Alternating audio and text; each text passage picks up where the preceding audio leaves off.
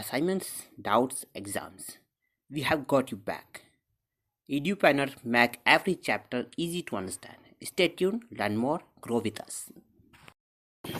So this problem begins by giving us the equation 2H2S gas plus SO2 gas forms 3S solid plus 2H2O gas. And so we can find our Kc by the concentration of H2O at equilibrium squared over the concentration of H2S at equilibrium squared times the concentration of SO2 at equilibrium. And so the first thing we can do is set up a basic ice table.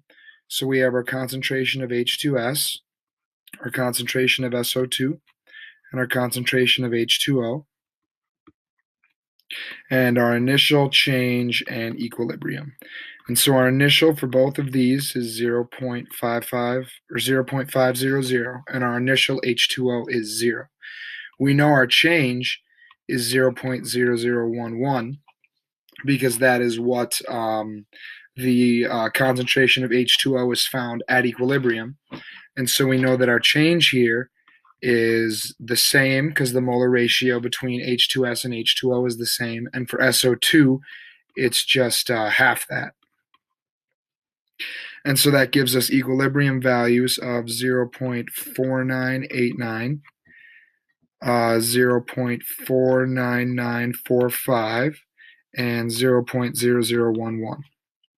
So if we plug these into our Kc equation,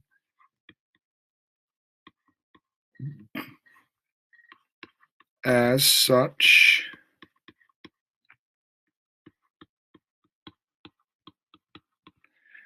we get that we have a Kc value of 9.733 times 10 to the minus 6th.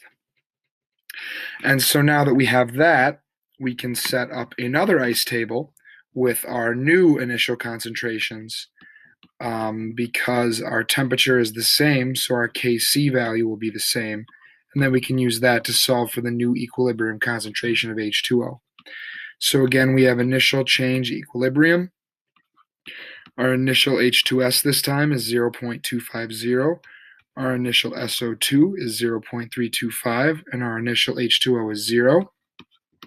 We're going to lose 2x, lose x, and gain 2x here,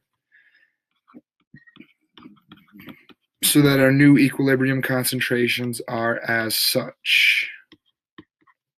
And so now that we have that, we can plug that back into our Kc equation.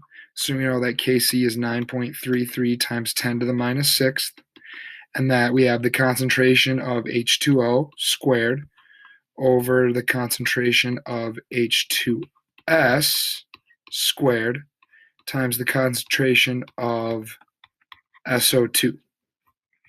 And now what we want to do is rearrange this so that we have a quadratic and then solve for x. And when we do that, we find that our x equals 0. I'm going to write it in scientific notation to make it a little bit easier. 2.22 times 10 to the minus 4th. And so now that we have our x, we know that our equilibrium concentration of H2O is 2x. So that's 2 times 2.22 times 10 to the minus 4th. And so that gives us a new equilibrium concentration of H2O of 4.44 times 10 to the minus 4th. And so that is our final answer.